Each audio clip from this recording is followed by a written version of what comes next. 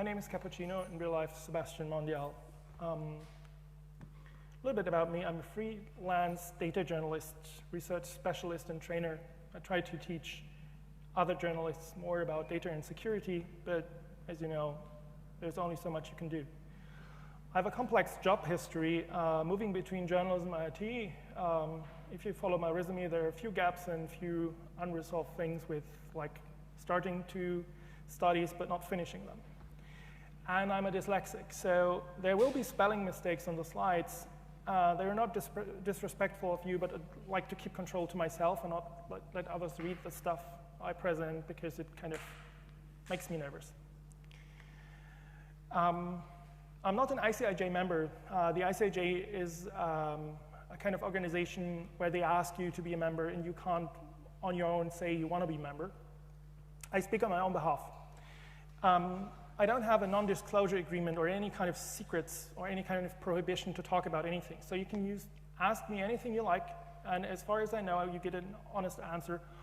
Or if it is something like, who's the source of the data, then I would say, I can't tell you. But most of the time, I will tell you just plain what I know. Any reference I will give you, you should cross-check, because my memory is bad as yours, or good as yours.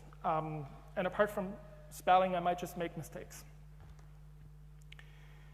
I find it important to talk about money. So how did I get money for this investigation? I've been paid by the ICIJ to investigate the information on the hard drive in 2012. I've been paid by the NDR, so your taxes, or whatever you call it, you pay, and by the Süddeutsche Zeitung to help them understand and investigate the data. That was a complicated situation because I had to make them pay me, which is kind of a catch-22. If they wouldn't have paid me, they couldn't have analyzed the data, but I didn't want to make them pay me in terms of having them access the data, but you know, that happens. I have some affiliations, and currently I'm living on my own funds, so this might change in the next few weeks, but nobody really has me on its payroll, so I can speak really freely and piss everybody off, or not. So where do I start? Well, in the beginning, in 1788. Just to tell you how these offshore islands claim that their rights cease to be, there is this 10 ships are traveling around an offshore island. There are some kind of royal people on it, and they get helped by the people on the island, and because of that, like here, King George is very grateful and gives them kind of tax omission, and they keep this until the very day. Now, King George is dead, and I seriously ask myself, is this really a reason for offshore tax reduction? Well, it isn't. Because I suck at explaining things around offshore, I will talk more about the investigation technology here. I treat you with a 3-minute, very relaxing, non-flashy video, which shows what offshore is about. This is the story about the tricks used by those in the know to hide assets and skirt the rules.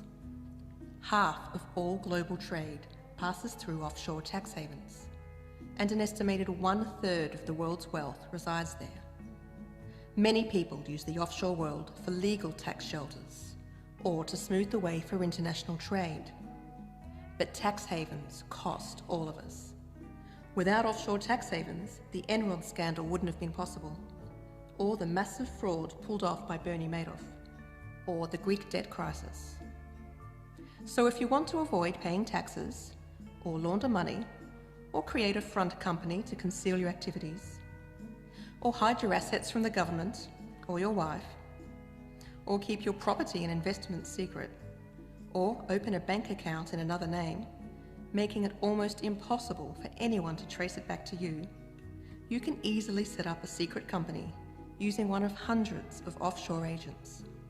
Let's look at the British Virgin Islands, home to 500,000 offshore companies. That's about 40% of the offshore companies on the planet. You can buy a ready-made shelf company or create your own secret company from scratch in about 3 days for just over $1,000. You may be asked to produce documents to establish your identity, and they might check your name in a database to see if you're a terrorist. But don't worry, while the system may catch the big fish, it still lets scores of fraudsters and criminals slip through the net. For another $500 or so, you can hire a third person, or even a shell company, to be the nominee director of your offshore entity. These nominees rent their names so you, the real owner of the company, don't have to disclose yours. It's like registering your car in a stranger's name. Total anonymity. That same person can be a nominee director of hundreds, even thousands of companies around the world. The best part? The nominee doesn't get involved in your company at all. One Panama firm promises that their nominees will be completely ignorant to the happenings of your corporation. They sign a power of attorney and hand control of the company to you. But your name never appears on the corporate documents. Now your offshore agent can open a bank account in your company's name, making it very hard for anybody to trace the money back to you. You could create an asset protection trust in the Cook Islands of the South Pacific, a place notorious for its secrecy. Then you could park your secret company and bank account into the trust.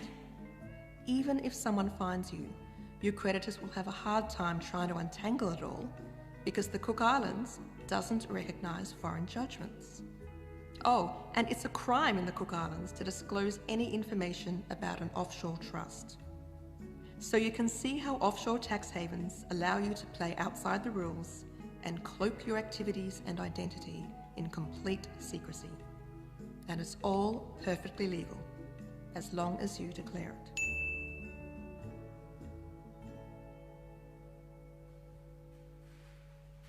Quite relaxing. So I put this in front because there have been always questions like, is this offshore stuff really so big or not? In terms of global influence, it is big. In terms of what happened here in Germany, I'll come to that later, it's not that big. At least it's not that big as it was made in the media. But how did it all start? It started with a journalist called Jared Ryle. He was writing about an ongoing scandal in the mid-2000s, in the late 2000s, in Australia, very far away. This involves a company called Firepower, who had something like a perpetual motion machine in terms of chemical ingredient that would reduce fuel consumption and totally reduce exhausts like CO2. Now, every smart person in the room would think like, isn't that impossible with a small white powder? Yes, but you don't believe how many people fell for it. If you want to invest $12, this book is like that on various ebook stores. It's actually a quite good read because it's funny how people get entangled in this. This is how Gerard looks like, and this is his desk during the investigation. You see a lot of paper and a computer, but he's not the tech-savvy person. He's more like the shoe gum person who walks around and asks questions and asks questions and asks questions and kind of finds out. So, because he's doing this and he gets sued and he wins the lawsuits and he kind of brings Firepower down with a couple of other people in the Sydney Morning Herald, he kind of gets a call from the source. Because between 2007 and 2010, the contents of two servers of two companies, Portcullis TrustNet and Commonwealth, were both offshore enablers, were copied remotely and then put on a hard drive. The person who did this had elevated access to these machines, but I can't tell you more. But, you know, putting data in the cloud is not a brilliant idea. So I was working on the data for a long time, and I can say the work was intentional, but was not work towards a disclosure to journalists. As we know, some governments have the data, so you can actually think of a Moore style like Mr. Kieber, who was the first to submit some data for Germany for the tax authorities. So, Ryle gets a hard drive. in 2010, 260 bytes raw as data, and he kind of doesn't know what to do with it. So what happened is he went with a six-pack to the system administrator of the City Morning Herald, as he told us. And the system administrator had the first more competent glance on it, said, holy shit, this is real stuff. But you're gonna need more to investigate this, and you need kind of tools or whatever to get into this. Only Ryle could verify by his findings around firepower that this data was valid, that it was not a forgery or some kind of random copied shit. So through various ways, he became the director of the ICIJ, which is in Washington. So he had to move from beautiful Australia to stressful Washington. And he was enabled to run this project. So the next thing that happens that led to this investigation was the Global Investigation Journalism Conference in Kiev, Ukraine. They had a talk there, a meeting of members to talk about the investigation. I was at the conference but didn't meet them. I go to these conferences to show journalists what kind of security problems they have, and I show them like crowdsourcing versus stuff. I'm not really proficient in that stuff, but I can actually kind of transfer knowledge from more intelligent people to journalists, which are not less intelligent, but not more into technology. But, well, the ICIJ members were kind of notified that this investigation is going on. The two members here in Germany, Mr. Maskolo and Leindecker, were called. They didn't reply at that point. And I was at a second conference for data journalists in the United States. And really lucky coincidence, they called me and asked me if I would be around Washington. And I said, well, one time in a year I'm in the US, so yes, I'm around Washington. And this is where I met the people of the ICIJ. For me, this was like adventure mode. I worked before for the German news agency for 3.5 years in doing statistics. Very good statistics, but like, you know, I move data from left to right and from right to left because they can't hurt me. And I don't like to ask people questions or do any kind of the invading journalism stuff. I'm more into data. But it kind of works out. Word got around that I know how to move data. So I got there. They talked to me. I even disclosed them that I'm kind of half broken. I have post-traumatic stress disorder and fatigue depression, still in therapy. But they say, it's all right, we'll be fine. And after 50 minutes, they put a hard disk in front of me and said, we have some interesting data for you. This is the first time I learned about this. And I kind of, okay, I connected to my computer, I started emulation of Windows, and I really got the job by pressing Shift. Because what they have there was lots of files and some Access databases. And these Access databases, I show you later, have a mode that is kind of program application mode, but if you press Shift and start up an Access database which has an application mode, it starts in the developer mode, and you see all the tables and stuff. And I did this because, well, in the 90s I worked with Access databases, but I'm not really proficient or anything, but this was kind of the thing that I thought like, oh my God, he knows his shit, which I didn't. I mean, I know some stuff, but this is seriously, sometimes these random things can be so important you don't imagine. So overnight, I cloned the hard drive. In the morning, I forgot the password. This was the first stress test for me. I had to tell them, well, I can't travel with the data because I already forgot the fucking password. Their reaction was, oh, well, thank you for taking security so seriously. We have another hard drive. So they let me be on the project still for being kind of, And then we meet again. 6 people meet in Washington under interesting circumstances.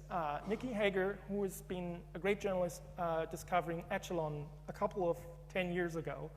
David Lee, who has been with the investigation of WikiLeaks and other things. Jared Ryle, as you know. Marina Walker, who's the deputy of ICIJ. Stefan Kandera, if you have anything about Eastern Europe, Romania, he's a guy. And Mike Hudson, who is a good investigative US-based journalist. And myself. I'm kind of the oddball in this mixture because I don't have an investigative real history or whatever, but I try to cope up. We have 3 days to discuss the operation. We have some guys there who give us some information on tax evasion, and we meet each other in person, which is so important for journalists to trust each other and to get a feeling. So what can I contribute? Well, I know a little bit about security and disaster, as in failure. So I was the master of disaster, as I say, because I challenged them, what can all go wrong? Apart from losing the data, screwing totally up, dying, what can we actually do wrong? Because that's the kind of thing that journalists usually don't think about. They think about getting from A to B, but not on the things that can actually break the way to your destination. And you do that a lot because I screwed up a lot in the past 20 years.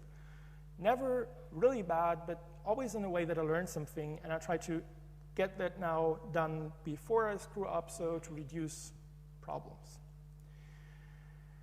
Well, we talked about security.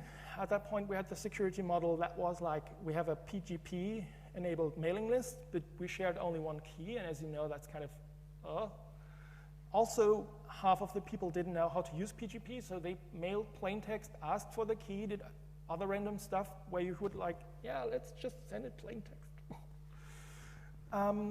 But we kind of managed to do something different. It's not like they didn't try to. It's not like they're too stupid, but it was too much at the very same time to learn for all of us. And here's the other things that happened.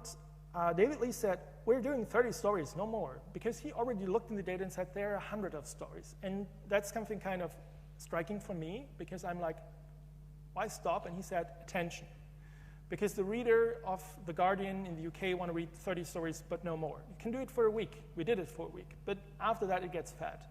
I mean, look at the news cycle, and you see, at some point, you can't really hear about the Greece financial problems anymore because you heard so much.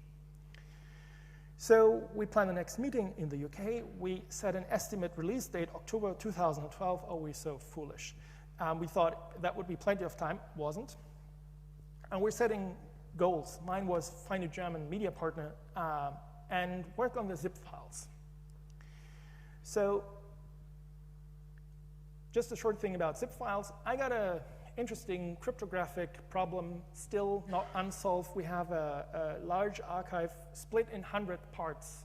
2 parts from the last third are missing. It's not the last part, which is kind of good because there's kind of the dictionary in it, but we can't decompress it. We tried it with everything on the market, which is buy for legal money and not kind of fishy or kind of looks like government, but it didn't work. We have some serious data in there we couldn't extract, so if you have any kind of idea how to do this beyond using the original zip repair function in the command line of Unix or something like that, we all tried that, please call me. That would be awesome. You get a kind of medal or something for that.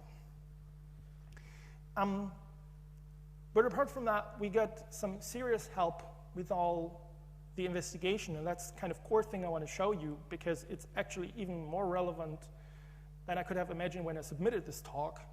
Because we got a forensic tool, which I have to fire up, just a second. And because I can't really show you the original data for security reasons, I don't carry that around. I took the liberty of downloading some interesting data which is still available on the internet. It's called the HB Gary leaked emails. That's a security company that fails really big. So if you want to play with us for yourself, there's a torrent on Pirate Bay. It's of course illegal to have that stuff, and I as a journalist can't have it, so I will delete it after showing you, whatever. But this is a kind of bunch of information that's very similar to what we have on the hard drive and more. So let me see where I can get up this software.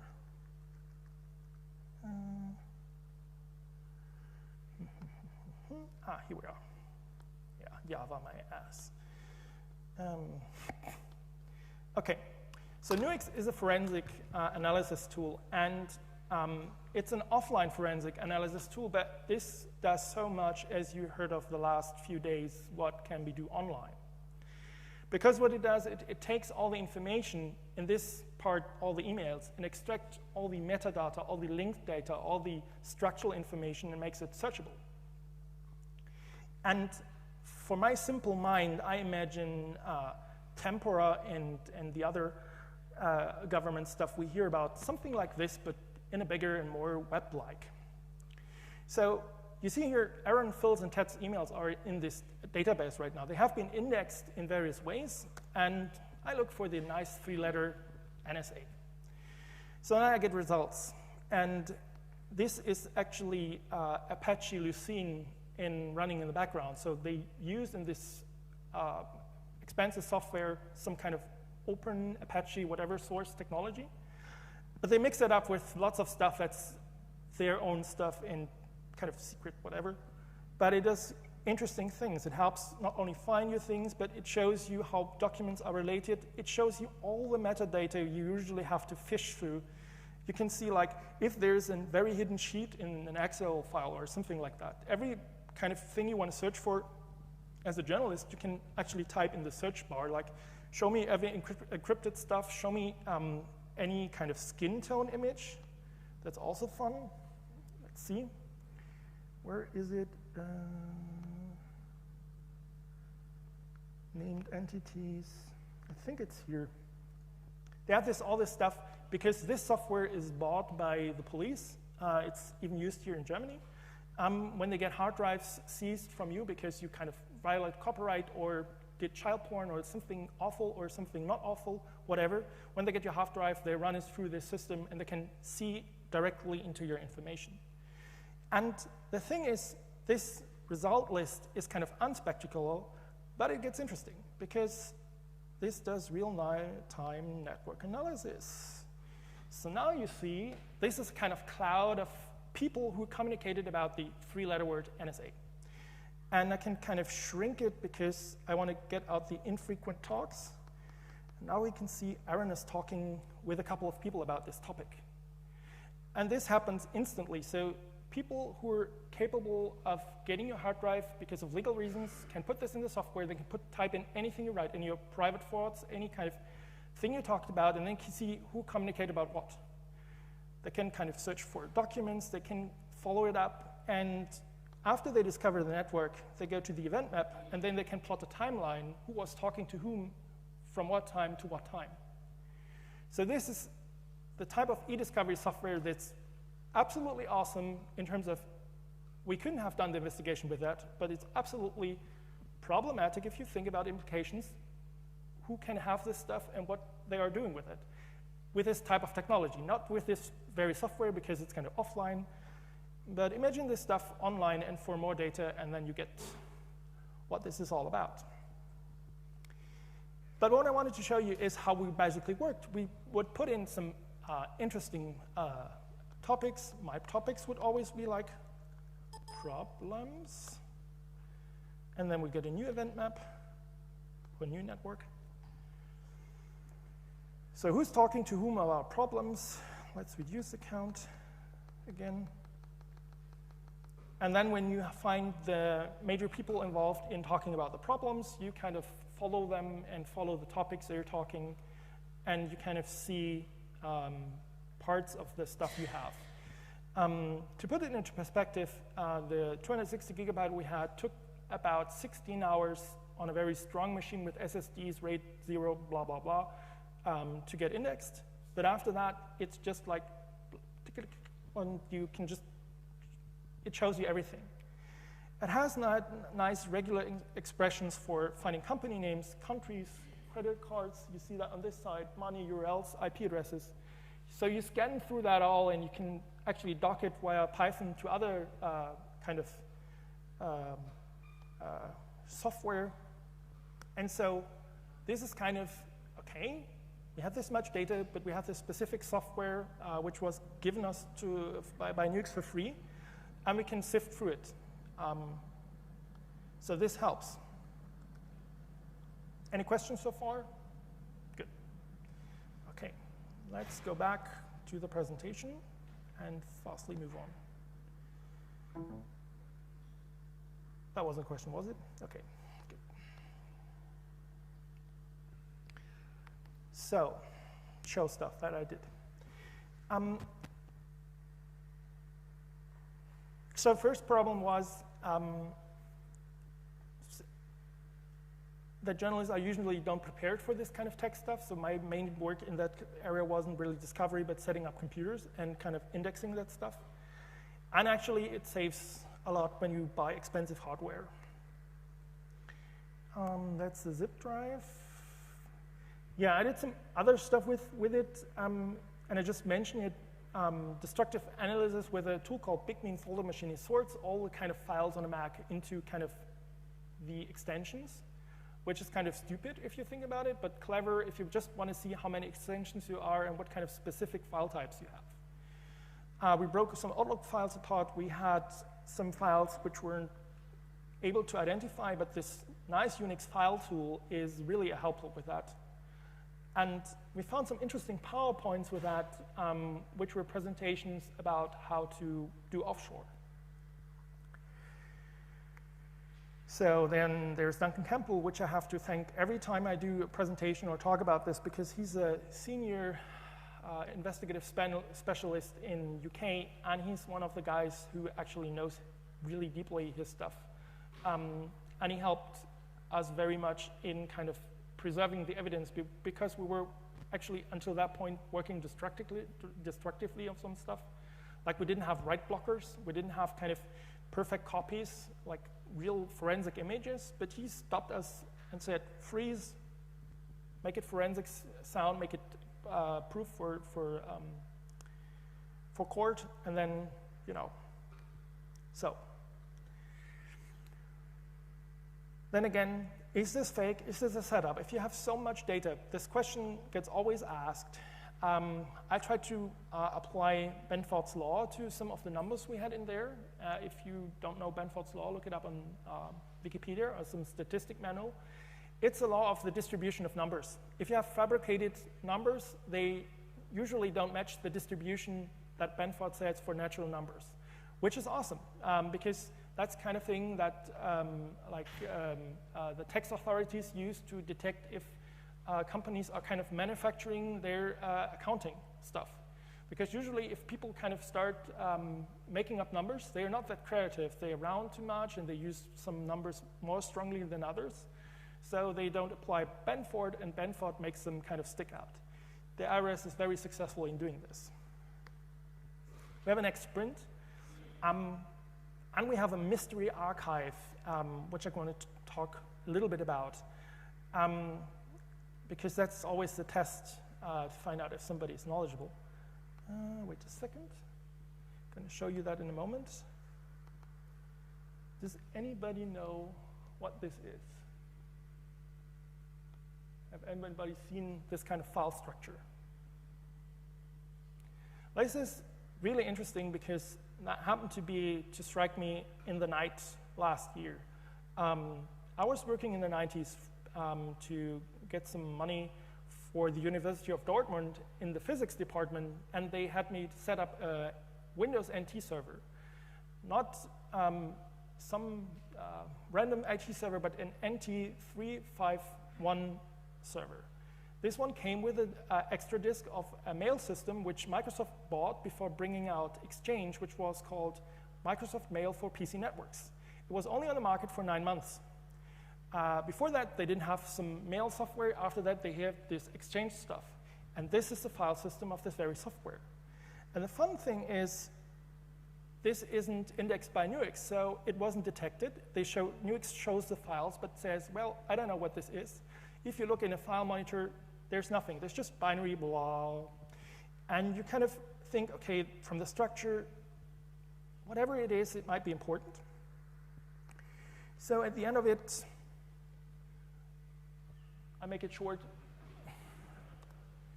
I set up a Windows NT server, and getting there was hard because getting a vintage copy which isn't cracked or virus infected and has this companion CD is kind of hard. And then setting up on a virtual machine is also hard because they kind of, yeah, we have all this modern stuff, old stuff doesn't run here, so you kind of, what am I supposed to do? Buy old hardware and set it up? Nope. There we are. Yeah. That was a more complicated password. So I hope the mouse runs. So at the end of it, you end with this interface, and actually that was the hardest part. I got so close, and then I didn't have the password. Removing of the password was most difficultly, and I solved it by actually finding a shareware to repair this archives on a mirror of old GeoCities web stuff. And then this was shareware, so I had to find a crack, which I found on a water site, because the author couldn't be reached. But I could remove the password. And then we have suddenly 40,000 more emails, which is awesome because this is old stuff, as you can see by the dates. They kind of kept the server running until 2001. And because this stuff was only kind of sold for 9 months, we had a really window of opportunity there. And since they kept a backup on this hard drive or server, we got kind of an extra. And as you can see, let's see, public holiday. There's some boring stuff in there that's not really interesting, but I can show it because it's not illegal to show that boring stuff. Anyway, but this was exciting because this is the moment where you kind of work like 4 weeks to get that stuff, but when you get it done, you're like, I'm worth something. So let me shut it down. Okay. Back to the presentation. So, show stuff. I skip over that and go to the work of the media companies. I had to find a German media partner, and that is kind of complicated if you don't know how to do this or do this the first time. There were 2 members of the ICJ could ask. One was the boss of the investigative magazine, but I was too scared to ask him because I heard numerous things that he's not really friendly with his other boss in the online department. I'm talking of Der Spiegel. And that was a kind of situation that would kind of make it difficult because I have a kind of hopefully no assholes at work policy, but that could be prone to bring all kinds of problems. Not that they are assholes, but they might bring in some. And the other one, that was the guy who's a little bit older and always said he works with binders, he works with paper. And I was kind of, okay, he goes there and says, please print me the hard drive. And at some point, somebody of his team said that. But I trusted him, and we set up 2 teams after getting things done. And so NDR and Süddeutsche Zeitung decided to investigate that stuff. I couldn't tell them if there was any kind of good thing for Germany there, but they have to take chances. So they set up real secure rooms, encrypted drives, everything, and we split the people on the hard drive, which we thought they were from Germany, into 3 classes, and also in terms of locations, north, south, and tested them for any kind of fishy things we would find. So we threw about 10,000 names at these tools. You can kind of batch do that. So we take all the politicians and their relatives and all the media people and their lawyers, and we throw it against it, and we kind of find more and more. And then we classify them in interesting, well, only if we must. But everybody got investigated, and because of the media law in Germany, which has these definitions of Person der Zeitgeschichte und relative Person der Zeitgeschichte, you only can report about these 2 types of people. And your nice dentist next to your house, even if he or she is in the offshore files, won't be reported on by us because he doesn't qualify at that. And we don't give the data to the tax authorities. We knew they already had it, but this is why we only report about few. So we did a month-long investigation. That was in November. And then The Guardian came out with the early publication because they kind of said, well, we do it the way nobody notices. And this actually worked. If you look at the backlog of The Guardian, they reported about all that stuff without naming the companies or revealing that they had the hard drive, which is awesome. Because we thought, like, holy shit, everybody will find out. Nobody found out. I dropped out of this project for a while. I had a myocarditis. And the ICIJ started using Dropbox and sent the hard drive to the Amazon cloud. And I was like, nope. Because that was the end of my security model, which was I set up a secure forum for them instead of the PGP mailing list, which was in a very unsuspicious server, which looked like something from gardening tools. And in this forum, instead of email and getting kind of filtered, everybody went there, looked at the website, exchanged stuff there, and put documents and threads and what you do in the forum. And then we said we kind of delete the forum completely 3 days into publication, because once we publish, everybody wants to have any kind of information they get. This part worked. The other part, well, as far as we know about Dropboxes and clouds, the data is in whoever hands who can kind of subpoena or get that stuff. It's not that this is really dangerous data, but it's the privacy model that's kind of something that wasn't really for me. So, and I don't hold a grudge against ICIJ, but that's not my way of work. In 2013, the investigation continues. I started to do something completely different, which is training. Then there's the conference again. I should have been in the US while the publication was, but they delayed it further, so I was back. And at the end of it, some stories didn't make it to the finishing line, but we had some like 80 journalists in 40 countries completely exchanging all their material, which has never been done before in that scale. And they kept their mouth shut, which has never been done before. That was really awesome. It makes kind of think that journalism is not so bad as you kind of perceive it if you look at all the failures that happened over time.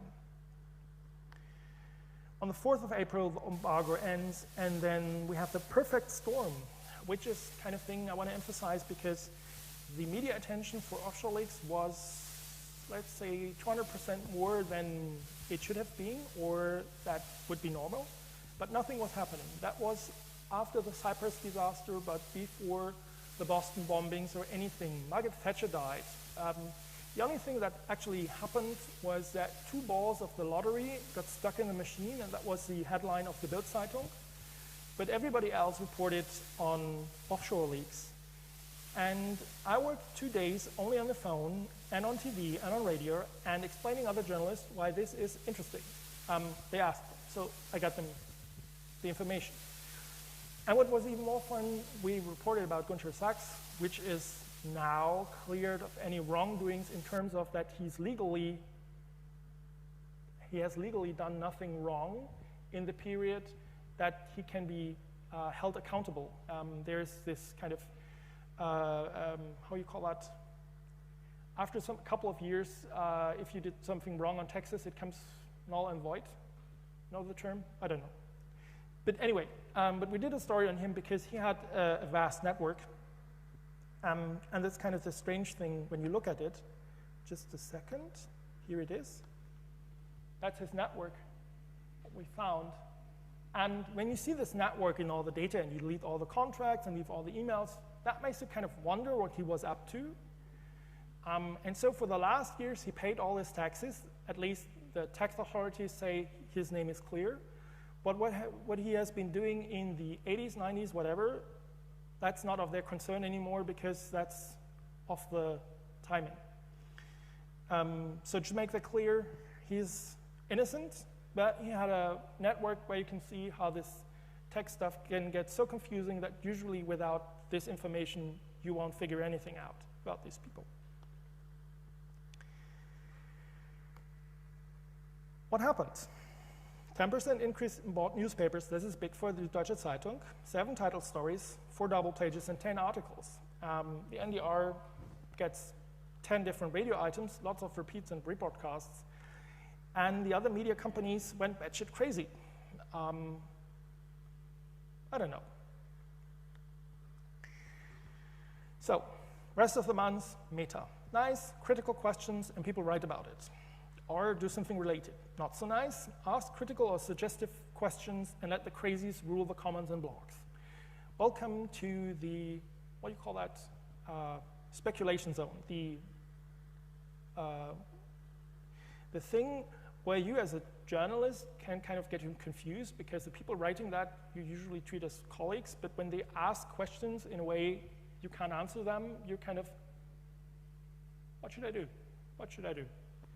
I don't hold a grudge against anyone personally, but usually proper procedure would be you come to me, ask me a question, I give you an answer, you publish that. Posting just questions and not submitting them to anybody is kind of not helping because, here's the real word, it just fuels conspiracy theories because it looks like nobody can answer these questions.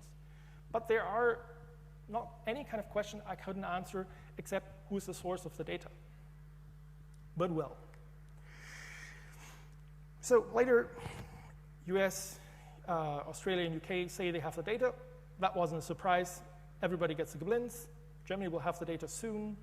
And conference and talks are on the rise, and I submit that stuff here. And then ICA did something surprisingly, which I didn't anticipate, or we didn't anticipate. They said, okay, everybody's they're kind of questioning why you just publish that and didn't publish this. So they publish it all. And that was a big discussion again. Let me see that.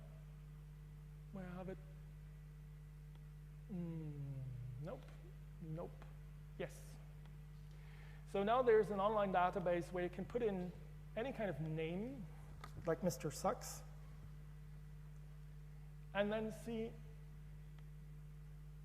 all the databases we have in a nice format. You can actually download all the names in the companies as a CSV file. And they have a format for Gephi if you want to do real large-scale visualizations. But once you click on that stuff, you see all the networked companies again. So this is kind of really great work by La Nación, the programmers there, to make it accessible. And it's kind of crowdsourced method that we say, okay, if you see your neighbor there and you kind of think that he's suspicious, then maybe tell us. No, not your neighbor, maybe a politician. Neighbors are not interesting, only if your neighbor is a politician. But anyway, this is kind of helping. But we're here in Germany, the medias, myself, we're still kind of critical because there are people in here there we even don't know that they were in there because somebody took their identity and put it in the place of these people as draw persons, because you can just do that in these offshore stuff. And so from German media law, that would be kind of, not really. Okay, short version. Leaks will happen.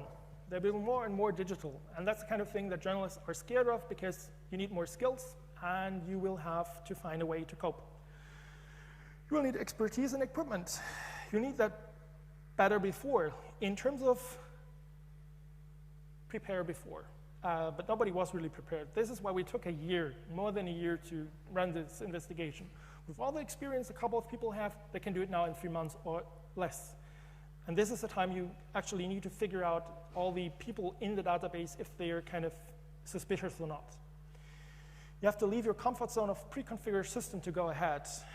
That's the kind of thing that journalism is kind of prone to, that standard configured PCs make journalists not try out software or any kind of work on their own. I mean, I had a discussion outside why PGP is so less used in journalists. Well, because it doesn't really run with the Outlook version that's currently on the disk, or Domino or Lotus or whatever they have, and because installing it can only be done by the IT, and you have to trust an IT person to install your key and stuff.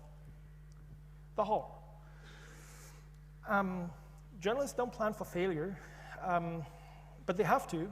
They have to exchange more information, and they have to be agile, and trust, and open, and meeting more personally. That's something I learned from this investigation, and I started to believe in, that you actually can meet people, you can work together in life more than one time, and trust completely. And also, what we failed to do, plan for success. Everybody in the teams here in Germany, 10 people, were not prepared for this kind of media storm, and we're kind of, what should we do, what should we say? I said a few things online, and if you follow around the strange discussions on this blog, that would considered maybe trolling. That wasn't nice of me. So here are the people involved. Julia Stein in der Recherche. If you have any kind of information leaking, go to her. Hans Leindecker, if you have something global, go to Jared Ryle. He's good. And that's my presentation. Now you can ask questions. Thank you so far.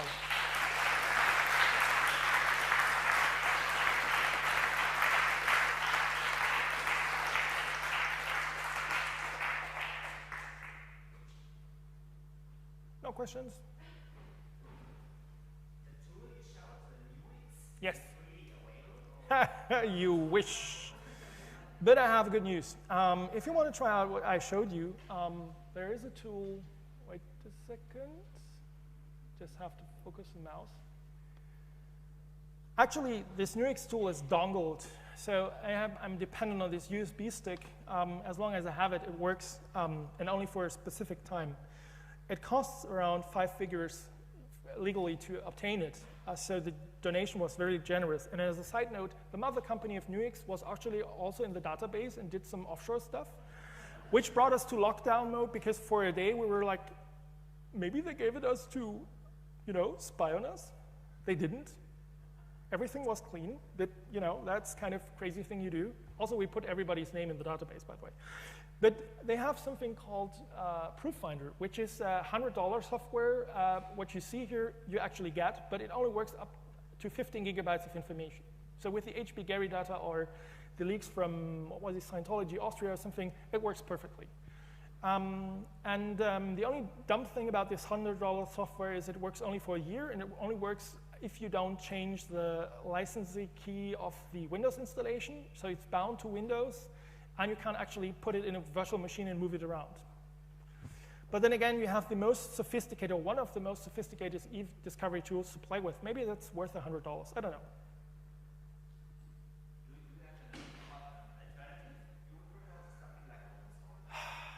know.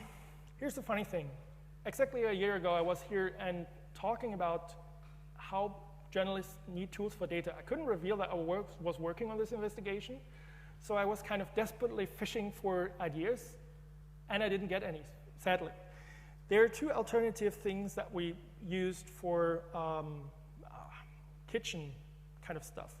There's something called DT Search, which actually goes fast through data and has some data detectors and kind of works for a number of files. And there's a tool who does this visualization thing of Nuix that is called Jigsaw. I think on Pudo.org, Friedrich Lindenberg wrote an article about this document discovery things just a day ago or 2. And Jigsaw is a university tool made by John Stasko, and it has actually the kind of minority report display. You can kind of put it on 6 monitors and see all the facets of data. It's even more sophisticated in some displays as Nuix, but expect it to be really bumpy, and you have to really have a good machine for that. But yeah, it's free and good to play around.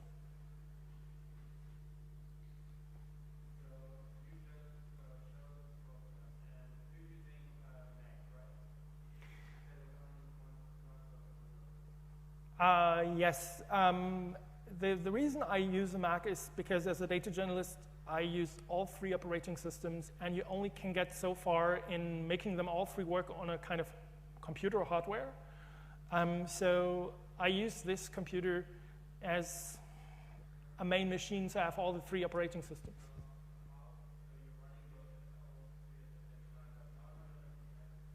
Yes, it's a VM, but it blends in, so yes. Okay, 5 minutes left.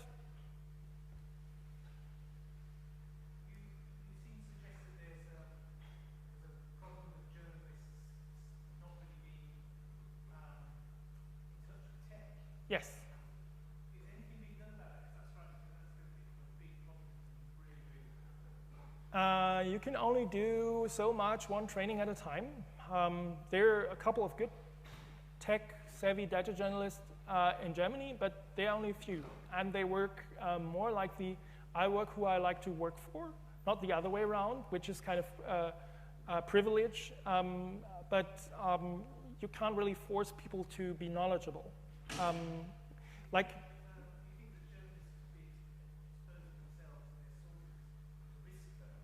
Yeah, of course.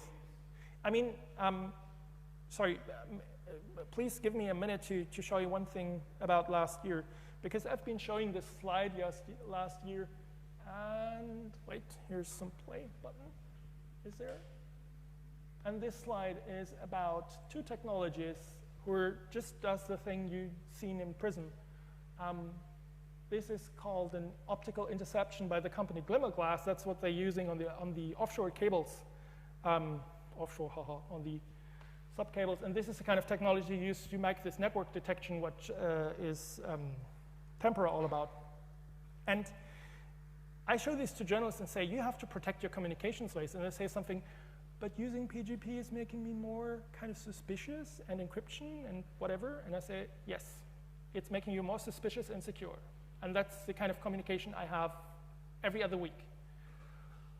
I don't have an answer for this question apart from I think it's absolutely necessary to be more digitally knowledgeable for journalists in general terms, even if they work in the kind of glamour department or whatever. But try to put this into the minds of the employers to kind of finance trainings, or how to make it really necessary in kind of getting a job somewhere. It doesn't happen.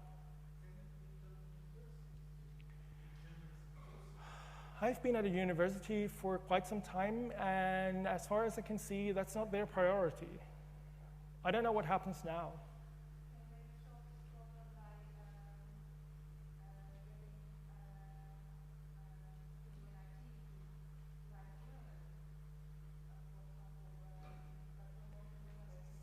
Yeah, it would be awesome to have more IT people go into journalism. I mean, I went that way. I've been doing internet security for banks in the 90s.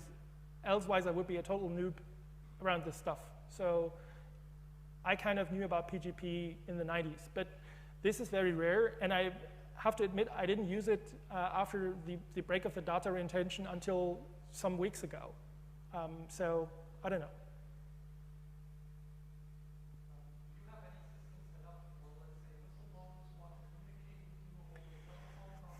Yes, I have. I have a secure Dropbox, which is actually designed after what Zeit Online published.